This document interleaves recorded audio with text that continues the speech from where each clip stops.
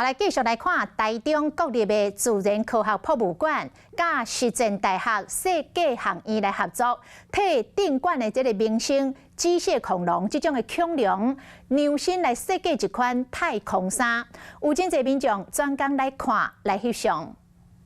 就是很像军人的，很像救生衣。大家囡仔讲的感受拢无共款，因讲的就是这只台中科博馆的明星机器博龙，伫亚弹装甲在新装了后，即个穿太空装要来迎龙年。而这个太空装的表面呢，有很多特殊的设计。那在这个材质上面呢，我们也是特别的跟实践大学的学生跟老师们一起合作。台中科博馆讲2024是龙年，嘛是因的本命年，为着要替机器博龙来变装，即个和实践大学 做伙来合作，伊的衫是用100多条长条来组合，服装贴做塑件了后，再用热骨柳啊现场组合来造成。制作上面来讲，还是以平织的概念、车缝的方式来做选用。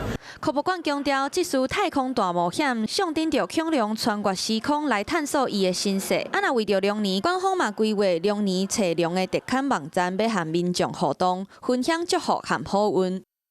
Hello， 我是林明瑞。想要抢先掌握最及时的新闻资讯吗？赶快订阅、按赞、开启小铃铛，锁定我们华视新闻的 YouTube 频道。